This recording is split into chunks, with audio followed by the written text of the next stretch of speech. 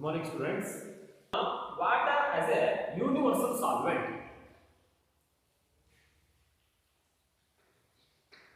Water as a universal solvent. So in the beginning only I told that water is also called universal solvent. Water is called universal solvent. Why it is called universal solvent? Because it will dissolve more number of substance in it. It will dissolve more number of substance in it. That's why it is called universal solvent. Almost all these solids, not only solids, gaseous as well as liquids also dissolve in the water. Because of that reason, water is called universal solvent. Why water is called universal solvent? Because more number of substance will dissolve in it means water has a capacity to dissolve the substance in it. Okay, because of that reason, water is called universal solvent. Why it will dissolve more number of substance? Because it has high dielectric constant. Water has high dielectric constant.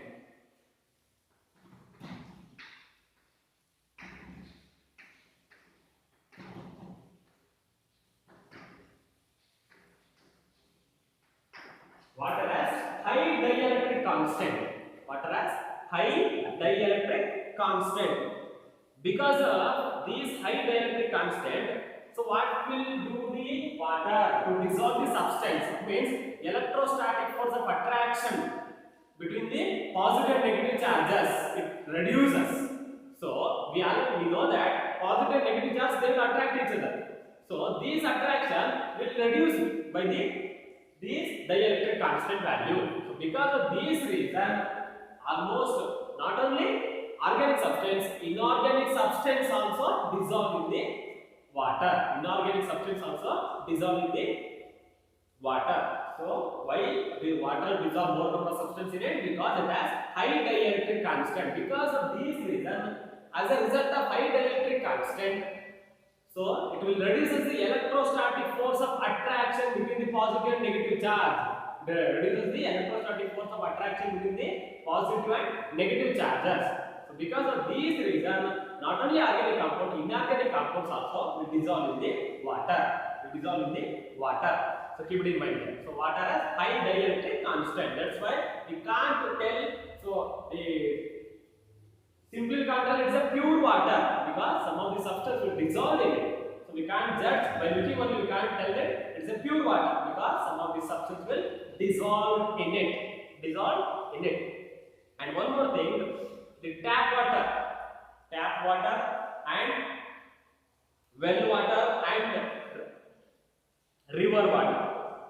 Tap water, river water and well water are in that water dissolved solids will present.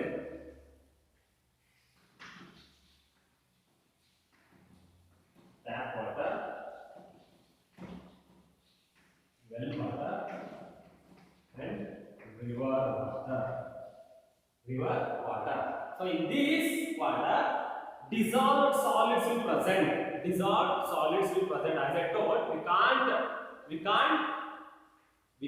tell the water is a pure water because in that water, in the tap water, well water and river water, in these waters, dissolved solids will present. So dissolved solids will. So what are the dissolved solids? It means it may be salts, minerals and impurities. So dissolved solids nothing but it may be salt, minerals, impurities. In tap water, well water and river water, dissolved solids will present.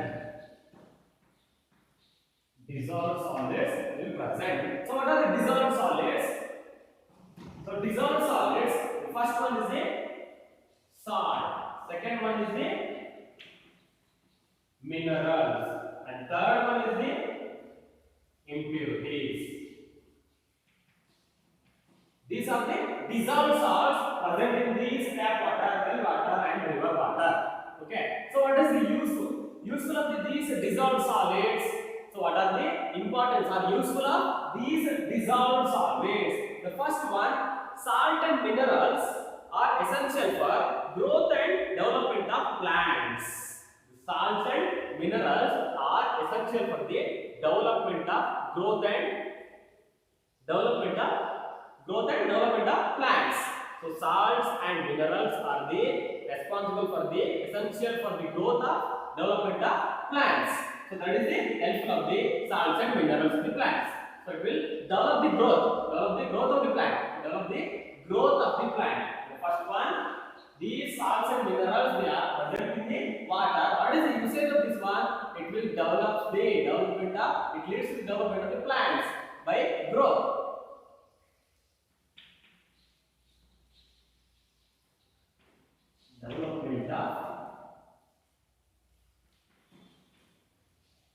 Development of plants, that is growth will take place. And next thing, the next important things of the dissolved solids present in the water is they add taste to water. They add taste to water. They add taste to water. So second important things of the dissolved solid is they add taste to water. And the next important thing is they supply the essential minerals needed to our body. They supply the essential minerals needed to our body.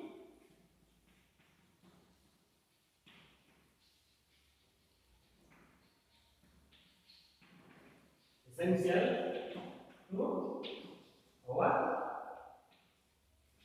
body. Essential minerals to our body. So these are the things, these are the few things regarding about the dissolved solids.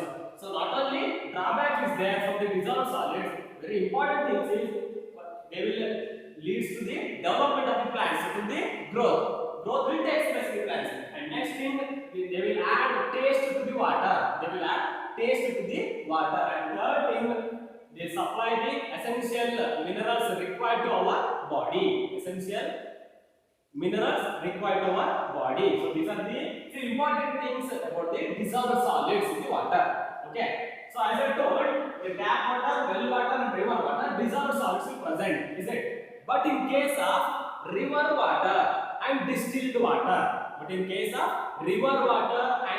water, these impurities, these dissolved solids will not present. In case of rainwater and distilled water. In case of rainwater and distilled water, in case of river water and distilled water, these dissolved solids will not present in the water. They are pure. They are pure. You can tell it as a pure water. Okay. There won't be a minerals. There won't be a salt. There won't be a next thing, impurities. These three will not present in the rainwater and distilled water. Keep in mind that. Rainwater and distilled water. Okay. So this is about the water as considered as a universal solvent. And water consists of the dissolved solids, that is the minerals, salts and impurities. Mineral salts and impurities. To show that well water or ordinary tap water contains the impurities or dissolved solids, one experiment we can do that. Okay. And so now, I said that these tap water or ordinary water contains the dissolved solids. How to prove? By experimentally. That I will do now. Okay. Just look at that. This is a beaker.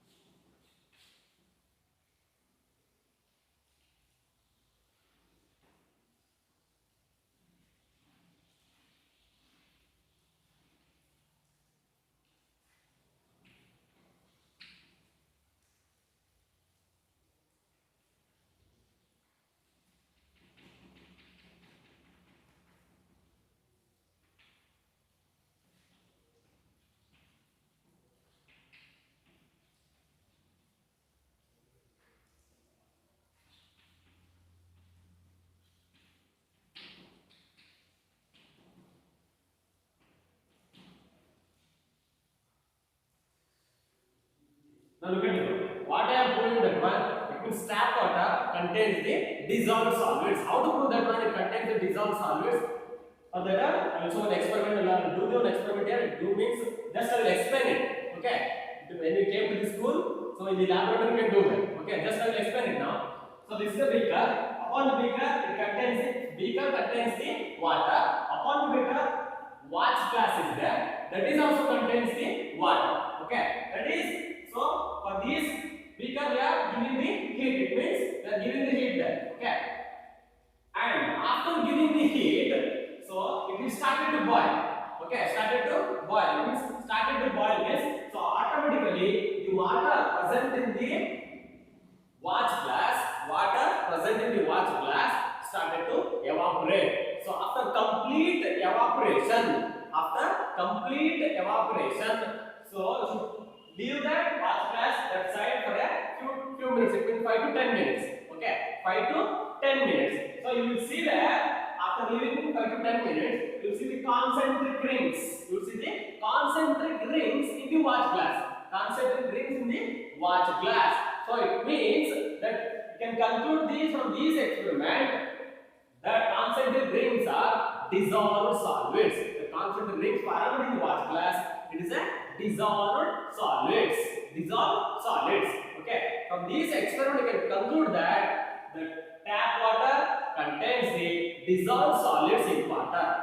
Tap water contains the dissolved solids. Okay. So once more I explain that. I take one beaker. So in the beaker water is present, and next upon the beaker I place the watch glass. So in that watch glass, few amount of water is present. Okay, few amount of water I fill it there. Next, we will provide heat. We will boil the water. Okay, we will put the Bunsen burner or another thing heat. We will provide. So it is started to boil. So after reaching 100 degrees Celsius, it started to boil. After started to boil there, the water present in the watch glass. So heat will produce to the move to the upside, it moves to the watch glass till it will reach the watch glass. So watch glass also started to. So in watch glass water is present. There also water will evaporate. So once the heat is produced more there, so automatically water started to boil, and that amount of heat also produced to the watch glass. The water present in the watch glass is started to evaporate. So after complete evaporation, take that watch glass, keep that side for 5 to 10 minutes. 5 to 10 minutes. There you can the watch glass. You can see the concentric rings. That concentric rings will provide the proof that tap water contains the dissolved solids. Okay. So from these experiments, you can prove that tap water contains the dissolved solids. Okay. So this is one experiment. Now I will move to the next concept now. So you know that air dissolved in water. Air also is dissolved in water. So how to prove this one? Air dissolved in water.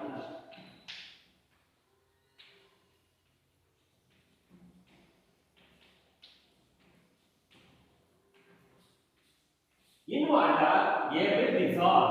So how much percent of them it will present? So 33% of oxygen. 33% of oxygen. And next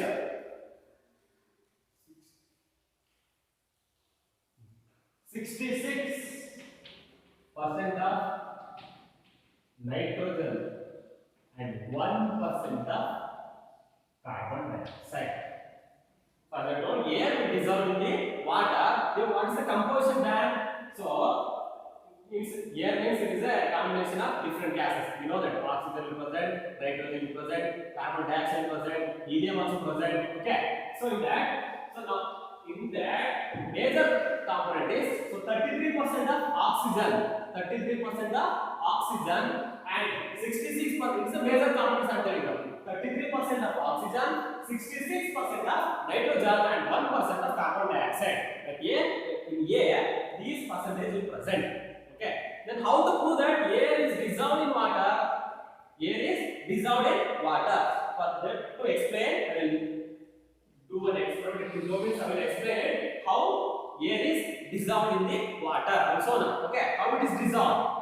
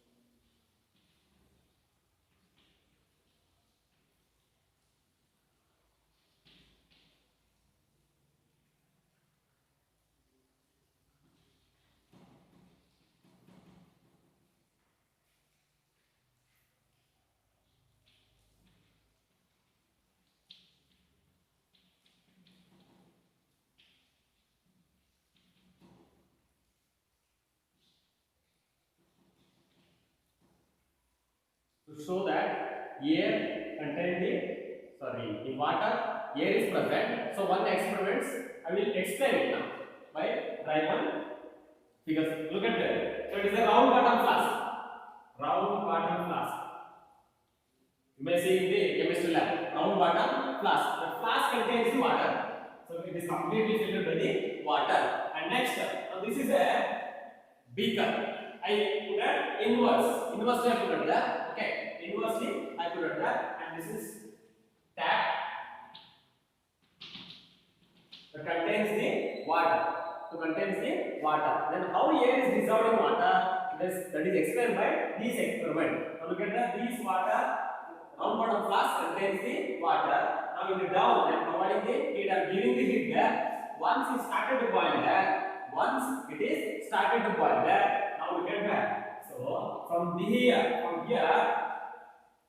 air bubbles will emerge in there. Air bubbles will be emerged in the burette. Air bubbles will be emerged in the beaker. Sorry, burette. Okay. So here this round bottom flask contains the water and providing the heat. Once it is started to boil there. Once it is started to boil. So from this flask, it will move to here now. You can see the air bubbles here. Air bubbles. You can see the air bubbles. So it indicates that. What it shows that. So water contains the air. Water.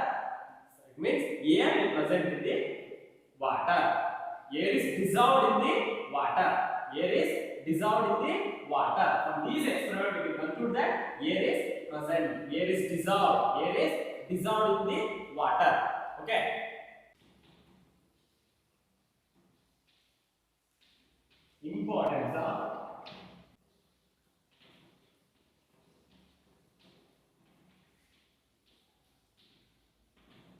Importance of air dissolved dissolved in water. So on the experiment I show that in that we can conclude what it is, what indicates that air is dissolved in the water. Then what is the importance of air dissolved in water? The first thing, so we know that the aquatic animals present in the water, they need oxygen. Is it? They are also animals, they need oxygen. Then where will get the oxygen? So as I told, so in the air, how much percent of oxygen present? 33% as a dissolved solids. So 33% of oxygen present in the water now. That's why that is the important thing. First thing, the aquatic animals present in the water. Maybe the river, sea or ocean. So in that they need oxygen to breathe. Is it? They need oxygen to breathe. So where it is present means, as I told, from that experiment I can conclude that air is present in the water. So in that air, the composition of oxygen is 33%. Is it? So that is helpful for the breath of the aquatic animals. So that oxygen present in that air. So because of that reason, they are living in the river. So without oxygen they can't live, is it? So we are human beings also, without oxygen we can't live. So aquatic animals also they need oxygen that is present in the as a dissolved solids. Dissolved solids. Okay, that's the first thing. Aquatic animals they sustain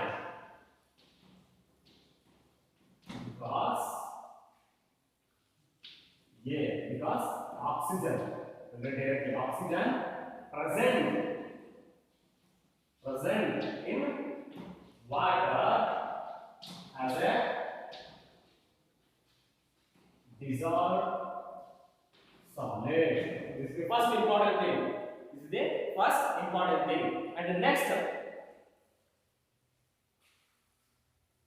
and the aquatic plants also present. Is it? Aquatic plants also present in the water. That is called aquatic plants. The plants present in the inside the water. They are called aquatic plants. So we know that for the synthesis of the food, they need water, carbon dioxide, and what they require? Carbon dioxide and light they require. Light they require. So then how they will prepare the food? So we know that the aquatic animal present in the water, they need oxygen for their breath, and after taking the oxygen, they will liberate carbon dioxide. Is it? They will liberate carbon dioxide. Is it? So from the usage of the carbon dioxide, and also in air, 1% of carbon dioxide present. As I told, as a composition, 1% of carbon dioxide present as a dissolved solids. So and also the aquatic animals they will breathe, they will take the oxygen, they will liberate the carbon dioxide. Now what the plant they will do? The plant they will absorb the carbon dioxide, they will take the carbon dioxide for the synthesis of the food, and sunlight from the sun they will take directly there. Okay, sunlight they will take directly, then they will prepare the food, glucose. So already I written the chemical equation. You already know that how the glucose will form. Once more I will. Aquatic plants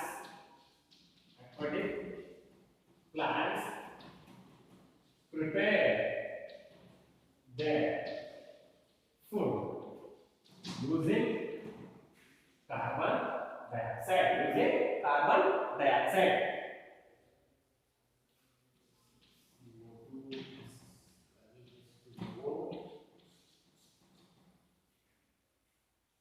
Usually to C6H12O6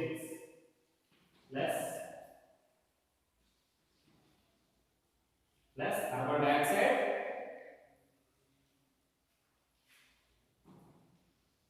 plus water. So it gives the water. So this is the chemical reaction. So carbon dioxide present in the as a dissolved solid in the water. So then they will prepare the glucose. The aquatic plants present in the water. They also want to prepare their food, is it?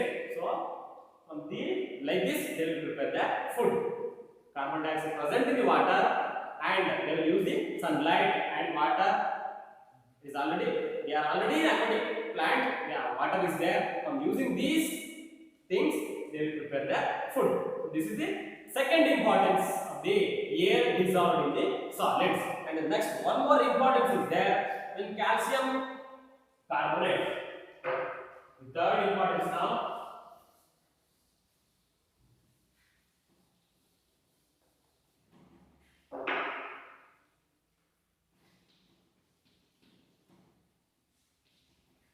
Calcium carbonate split as a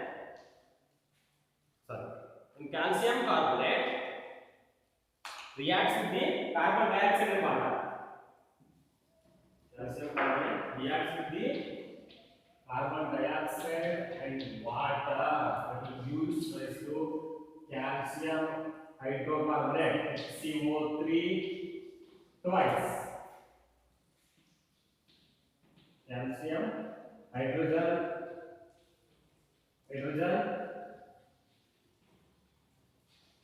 carbonate, calcium hydrogen carbonate. When calcium carbonate reacts with the carbon dioxide and water, it will give rise to calcium hydrogen carbonate. So why you written this equation means the marine organisms, it means snails and oysters.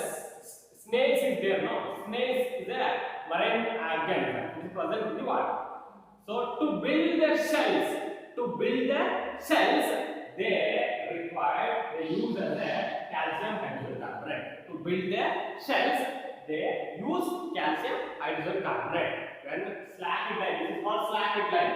It is a common name, or calcium carbonate. Calcium carbonate reacts with the carbon dioxide and water that will give rise to calcium hydrogen carbonate.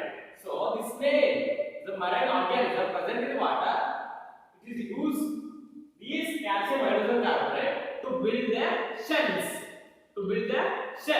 Okay, this is another important thing. So three important things we can see there. So first one is the aquatic animals. They need oxygen to breathe, that is present in the water as a dissolved solid. And the next, second point, the aquatic plants present in the water. Aquatic plants, they want to prepare their food. They need carbon dioxide, that is also dissolved in the water. Okay, so from using that one, they will prepare their food, glucose. And third thing now, the snails present in the water. To build their shells. They use calcium hydrogen carbonate. These are the few things regarding about the air dissolved in the importance of air dissolved in the solids. Okay. Next, I move to the next concept now. Solution.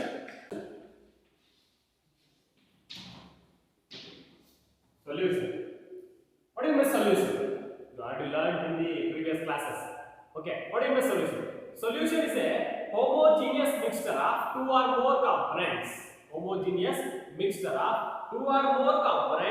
Whose composition may be gradually changed by changing the relative amounts of components. Solution is a homogeneous mixture of two or more components whose composition is gradually changed by changing their amount of components. First, I will write the definition about the solution. Solution is a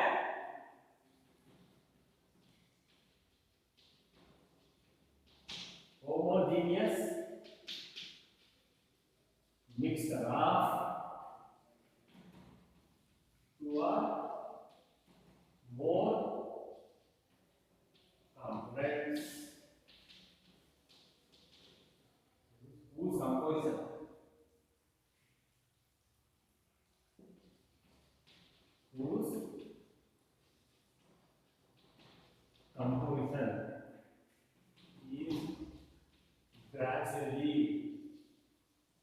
is gradually changed by adding by changing or by adding by changing the amount of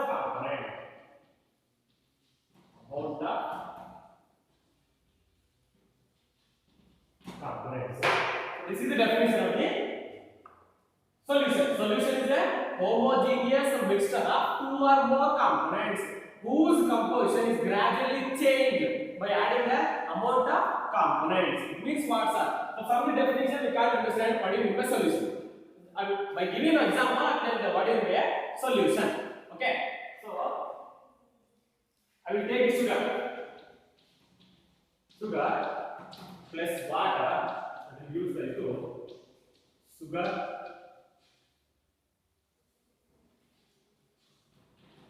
solution. So in a beaker, I will take 5 gram of sugar. In a beaker, I will take 5 gram of sugar. In another beaker, I will take 10 ml or 50 ml of water. Okay, 50 ml of water. 5 gram of sugar that is present in left hand. Okay, so 50 ml of water present in the right hand. Now what I will do now? I will take this sugar present in beaker. I will put to the water. I will put to the water. So then I will take the spatula and mix it. Thoroughly I will mix it. There sugar is completely dissolved in the water. We know that. We know that it is a simple chemistry. We know that it is. Sugar is completely dissolved in the water. Now the solution is called, that is a solution. That sugar is dissolved in water. No, that is called solution. Solution. So that is called sugar solution. That is called sugar solution. Now solution, nothing but it is a homogeneous mixture of 2 or more components. 2 or more components whose composition gradually increased by adding the components. So from these experiment, from these sugar solution, we can expect that it is a solution. Homogeneous mixture. It means homogeneous means single layer. We are not seeing 2 layers, is it? In that sugar solution, we are seeing only 1 layer. That is a homogeneous mixture. So the complete, that water and sugar, the complete, that is called solution. So in the solution, there are 2 things we can tell that in the solution. Solute plus solvent. Solute plus solvent, that is equal to solution. So sugar solution I told that. So here, so in one beaker I took sugar, in another beaker I took water. Is it? So sugar present only 5 gram, water I took 50 ml. Okay. Now that sugar, so little quantity is there now. Little quantity is there now. Or which is dissolved in the solvent. The component which is dissolved in the solvent. So solvent is water is a solvent now. Water is a solvent. Water. So sugar is dissolved in the water. So sugar is dissolved in the water now. So sugar quantity, it is very low quantity. That is a solute. Or which is dissolved in the water. That is a solute. Which is dissolved in the solute. That is a solute. And the liquid which has the ability to dissolve other substance, that is a solvent. Or major component. The major component we can tell as a solvent. And together solute and solvent, that is called solution. Together solute and solvent, that will gives to solution. Okay. So this is about the solute, solvent and solution. Okay. Now in this, sugar is the solute. In the sugar solution, sugar is the solute because sugar is dissolved in water. So water is dissolved in sugar. So water is a solvent. Water is a solvent. Okay. And together the sugar solution is called solution. The sugar solution is a solution. In solution, solute and solvent is present. Okay. Keep it in mind. And next, if 2 components are present, for that we call it as a binary solution. Binary solution. Now this sugar solution is a binary solution. Here only 2 components is there. One is the sugar, another one is the water. So it is a binary solution. Sugar solution is a binary solution. If only 2 components are present in the solution, that is called binary solution. 2 or more or 3 or more is there now. 3 or more components. 3 or more components are present. That is called ternary or quaternary solution. That is called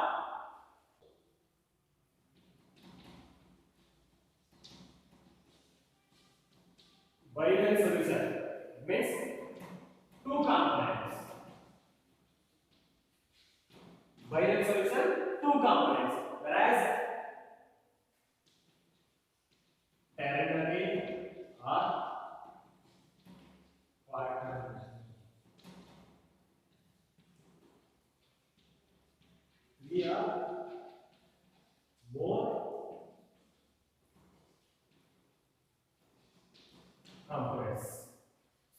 solution? Only two components. Three or more components is there, no? That is a ternary or quaternary solution.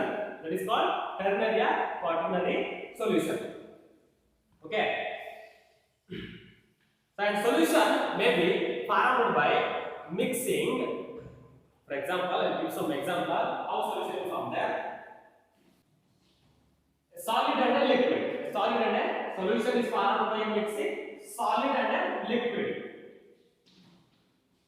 A solid and a liquid. For example, I only gave that few minutes back sugar solution. Sugar is a solid, water is a liquid, is it? Sugar solution. So example, sugar solution is formed by mixing solid and a liquid. For example, sugar solution. Sugar solution. And solution is formed by mixing. Second thing, liquid and a liquid. Liquid and a liquid. Liquid and a liquid. Water and alcohol. Example, water and alcohol. Don't try to know that. Okay, water and alcohol. So liquid and a liquid. Liquid and a liquid. Keep in mind that. So here both are. So solution is formed by liquid only. So water is a liquid. Alcohol is also liquid. Okay, both are liquid. And third thing now, liquid and a gas. Liquid with a gas.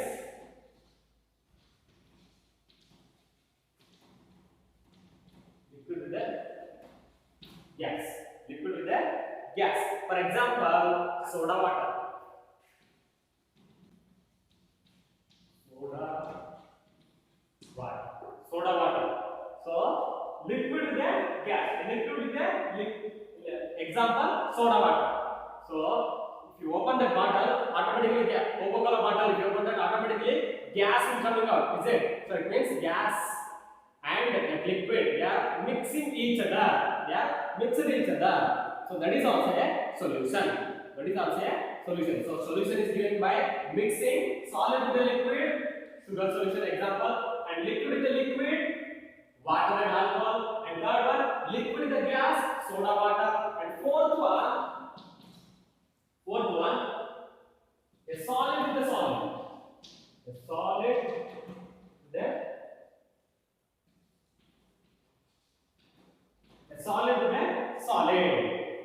Solid with the solid. For example, alloys.